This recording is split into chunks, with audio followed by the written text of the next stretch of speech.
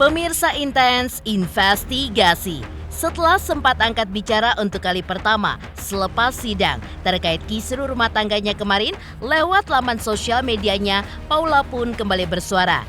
Ya, Paula pun mengungkapkan gonjang-ganjing rumah tangganya yang sayangnya juga diwarnai tudingan miring perselingkuhan yang ditudingkan oleh Baim kepada dirinya. Lantas apa alasan pihak Baim Wong menertawakan klarifikasi Paula? Apa kata pengamat hukum Firman Chandra terkait aspek hukum hak asuh anak di perceraian Baim dan Paula? Dan seperti apa pula keyakinan dari sahabat Paula Verhoeven yang memastikan jika Paula tidak pernah berselingkuh? Pemirsa, bersama Intens Investigasi, kami hadirkan kabar terkini, terpercaya, dan teraktual. Tetapi sebelumnya, jangan lupa untuk like, subscribe, dan juga share channel YouTube ini.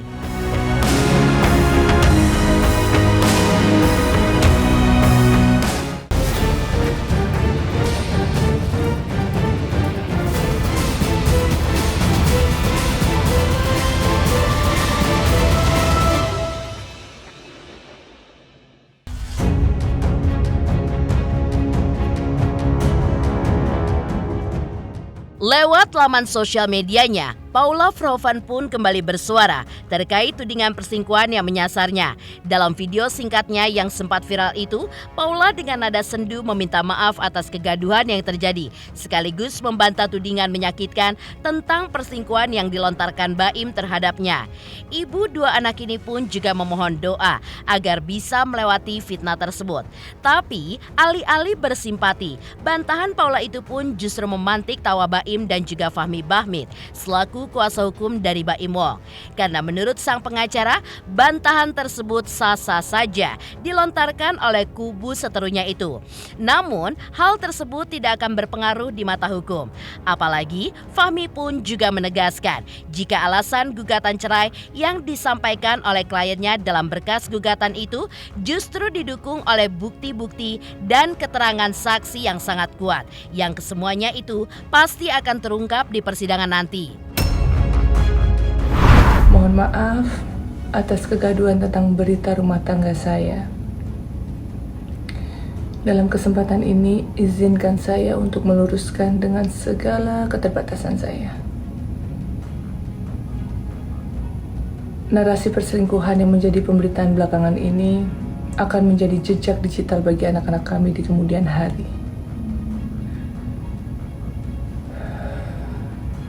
Selama masa pernikahan sebagai istri, saya sangat paham. Saya mempunyai banyak kekurangan.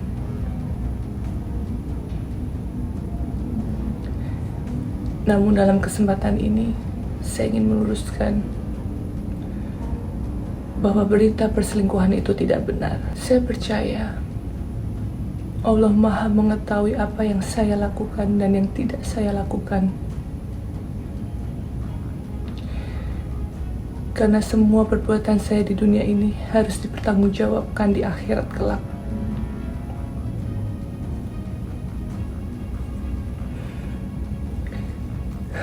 Saat ini bukanlah tahap yang mudah untuk kami, saya dan juga anak-anak. Oleh karena itu, dengan segala kerendahan hati, mohon doanya. Dalam gugatan, saya berbicara gugatan ya. Saya tidak berbicara tentang subjek hukum. Di dalam gugatan, membantah, menggugat balik pun boleh. Paham ya? Jadi kalau orang digugat, terus dia bilang, tidak benar kamu semua, kamu pembohong, boleh.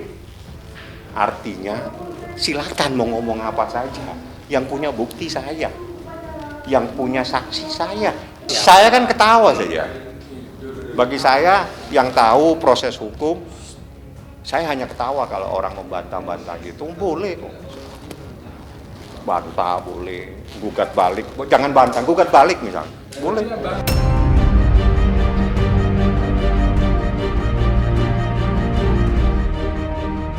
Fahmi pun juga menegaskan, ada kekeliruan perihal penyikapi arti dari perselingkuhan, yang misalnya harus disertai adanya bukti-bukti. Semisal adanya pertemuan antara Paula dengan pria yang diduga adalah selingkuhannya, ataupun adanya bukti hubungan di luar batas di antara mereka. Lantaran dalam syariat Islam, jika istri keluar rumah tanpa izin suami, maka hal itu sudah dianggap sebagai kesalahan yang fatal. Sementara Paula sendiri memilih untuk menutup mulutnya rapat-rapat saat awak media menanyakan perihal klarifikasinya itu. Seorang istri keluar dari rumah wajib izin dari suami.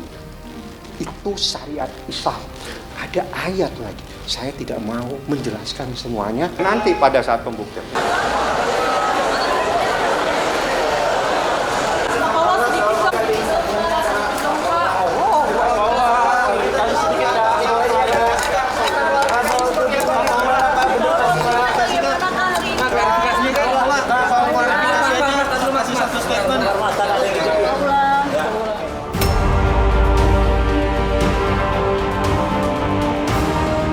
Klarifikasi yang dilakukan Paula Verhoeven lewat video yang diunggah di akun sosial medianya menggelitik pakar ekspresi Kirdi Putra untuk menelisik lebih dalam hal tersebut. Di mata Kirdi, Paula terlihat sedikit menahan kesedihan kalau melakukan klarifikasinya itu. Ya, meski Kirdi meyakini jika klarifikasi tersebut memang sudah dipersiapkan, namun aura emosi justru masih terlihat jelas pada raut wajah ibu dua anak itu, alias ekspresi Paula yang tidak datar, sebagaimana biasa terlihat pada orang yang melakukan klarifikasi yang sudah direncanakan. Hal itu pun diperkuat pula dengan beberapa kali hela nafas panjang yang menandakan Paula telah siap sepenuhnya untuk menghadapi sesuatu yang berat dalam kehidupannya nanti.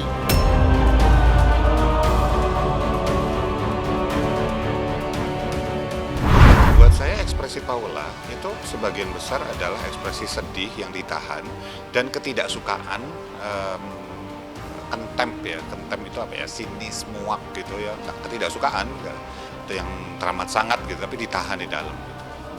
Ketika menggerakkan di sini dan kemudian tarikan di sini agak bawah itu muncul tapi tipis gitu ya. Saya tidak melihat itu ekspresi datar, itu ekspresi nahan kok itu. Ya, jadi ototnya itu tegang karena nahan perasaan yang memang yang tadi yang saya katakan kelihatan sedikit-sedikit tapi tipis-tipis banget memang, bahwa dia sedih sama dia nggak suka atas apa yang dibicarakan. Artinya poin klarifikasinya ini menurut saya kalau ditanya apakah tuduhan Baim benar, jawabannya Paula benar, bahwa dia menyatakan bahwa dia melakukan itu. Tapi apakah kemudian Baim salah? Jawabannya tidak. Bisa saja Baim juga benar. Kenapa seperti itu? Kita perlu agak panjang nih urusannya kalau masalah dua orang ini nih. Banyak masyarakat Indonesia itu cuma bisa melihat dunia itu kayak hitam putih. Nggak bisa melihat bahwa dunia itu lebih dari sekedar hitam putih. Ada warna abu-abu, ada warna kuning, ada warna merah, dan sebagainya.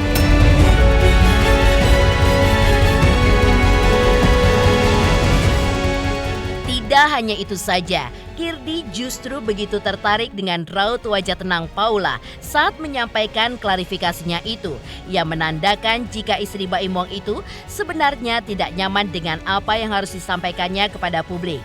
Namun, terlepas dari apapun gejolak yang dialami Paula saat melakukan klarifikasinya, Kirdi pun justru menilai jika hal ini merupakan langkah yang bagus buat Paula, karena akan menjadi jejak digital yang begitu penting buatnya di kemudian hari, khususnya saat berhadapan dengan anak-anaknya.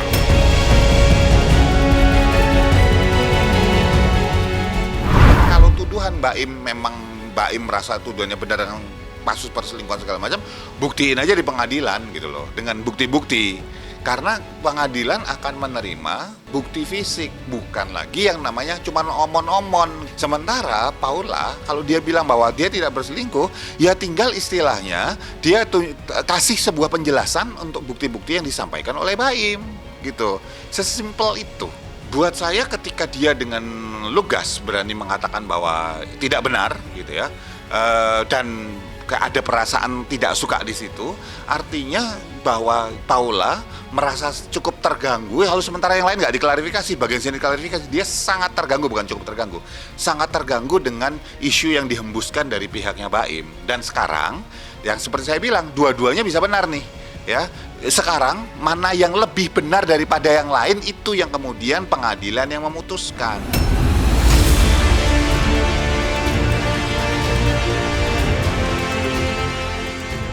Menepikan alasan pihak Baim Wong menertawakan klarifikasi Paula. Lantas, apa kata pengamat hukum Firman Chandra terkait aspek hukum yang bisa menggugurkan hak Paula Verhoeven untuk mendapatkan hak asuh terhadap kedua buah hatinya? Selamat untuk intens investigasi. 3 juta subscriber, luar biasa sekali 3 juta. Ya pokoknya semakin sukses lah dan bisa menghadirkan sesuatu yang memang baik untuk diperlihatkan.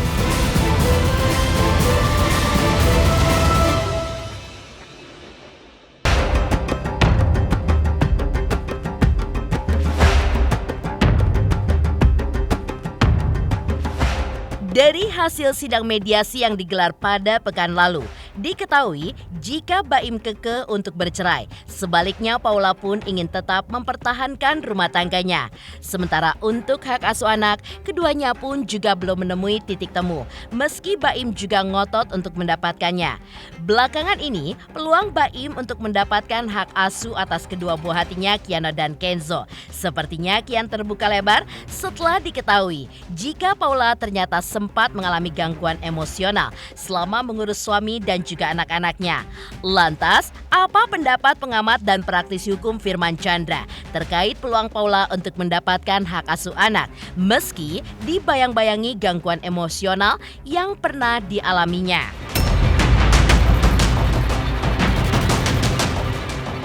Hak asuh anak, dasar hukumnya itu adalah Undang-Undang Nomor 1 Tahun 74. Bila ibunya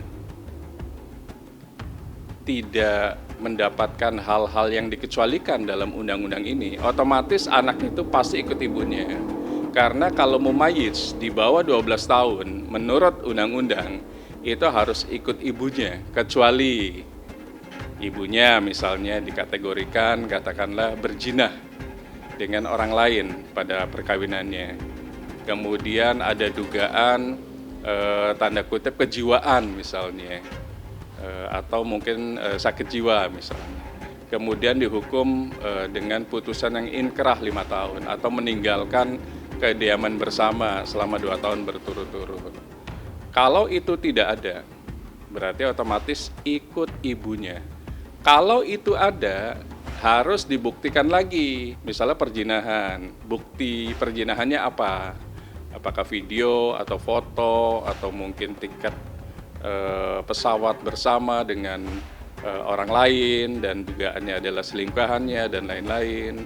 Kemudian kalau memang ternyata dalam kejiwaan berarti harus ada surat keterangan dari dokter yang mengerti ilmu jiwa tersebut, berarti dokter spesialis kejiwaan. Kalau itu ada semuanya, hakim akan berpikir bahwa memang ibunya tidak pas misalnya. Tapi kalau itu tidak ada, otomatis dalam perkara perceraian mutlak ikut ibunya.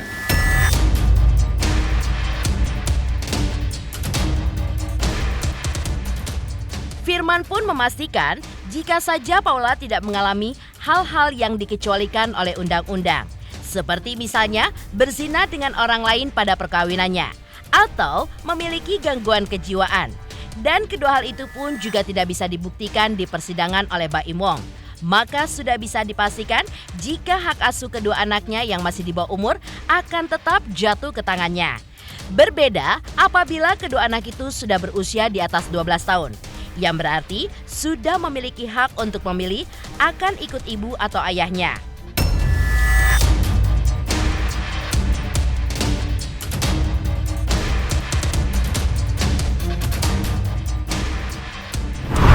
Nanti masalah nafkah anak, kemudian nafkah idah selama 3 bulan suami harus memberikan idah selama 3 bulan. Kemudian anak sampai dewasa mutlak wajib tanggung jawab dari bapaknya. 9 bulan itu dikandung oleh ibunya.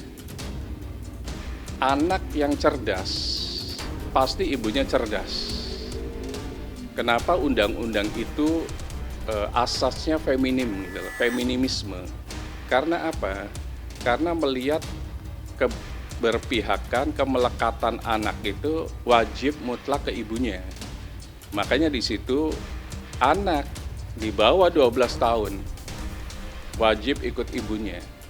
Karena dasar hukumnya tadi, kecuali di atas 12 tahun, anak boleh memilih apakah ikut ibunya atau ikut bapaknya. Makanya di sini kalau saya lihat pihak penggugat tidak bisa membuktikan kekecualian tadi, semestinya hakim mutlak memutuskan bahwa anak ikut ibunya.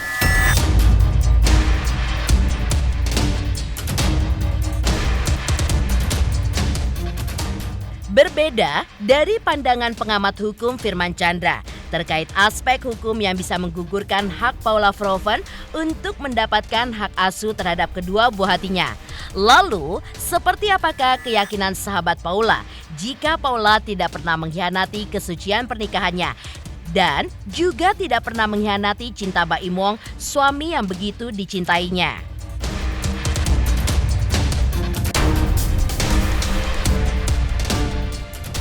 Saya Cika Bode, selamat untuk Intens Investigasi dengan subscribernya 3 juta. Wow, keren banget. Semoga info-infonya bermanfaat buat teman-teman semuanya.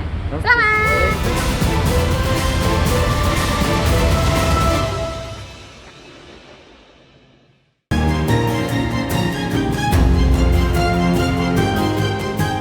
Sebagai sahabat, Titi Syaputra yang merupakan sahabat Paula Verhoeven mengaku sempat syok dan juga kaget saat pertama kali mendengar gonjang-ganjing rumah tangga sahabatnya itu yang diwarnai dengan tuduhan perselingkuhan. Terlepas dari kekagetan dirinya secara eksklusif kepada tim Intens Investigasi, Titis pun mengungkapkan keyakinannya jika Paula tidak pernah melakukan perselingkuhan seperti yang ditudingkan oleh Baim. Apalagi di mata Titis, Paula pun sangat mencintai dan bahkan begitu bucin terhadap Baim.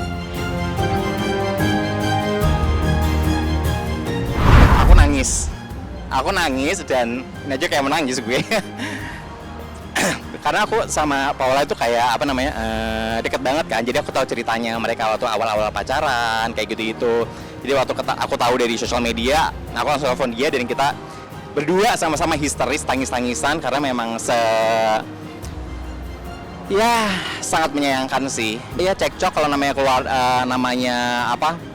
keluarga pasti ada cekcok ya. Cuman kalau bisa sih sebisa mungkin bisa diselesaikan dengan baik-baik lah istilahnya. Karena kan kalau ranah keluarga itu harus disimpan dengan baik dan ya nggak perlu orang lain tahu lah. Tentu tidak. Aku bisa 150% sampai tahu nggak mungkin selingkuh, nggak mungkin. Aku tahu banget Paula itu orang yang cemen banget. Jadi kayak untuk ngelakuin hal-hal yang aneh-aneh itu it's bullshit, nggak mungkin banget nget gitu. Dia orang yang sangat cupu gitu. Jadi masalah selingkuh aku jamin itu tidak terjadi. Dia itu sangat mencintai Baim dari dulu gitu. Jadi aku tahu banget dia bucin parah sama Baim. Dan Baim itu sosok pria yang ada di dalam doa Paula. Aku tahu banget ganteng, pintar cari uang, pekerja keras gitu. Makanya sangat disayangkan kan. Doanya semoga cepat selesai semuanya dan mereka baik-baik aja.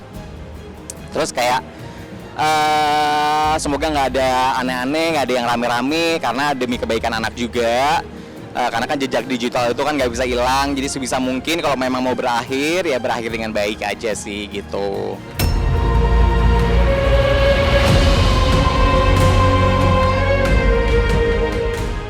Demikian pemirsa, kabar terkini, terpercaya, dan teraktual yang kami hadirkan hari ini.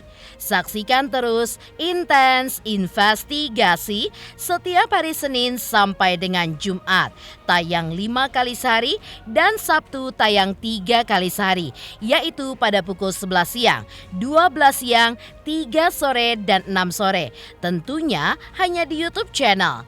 Dan pastikan jangan lupa untuk like, subscribe, share, dan komen channel Intens Investigasi.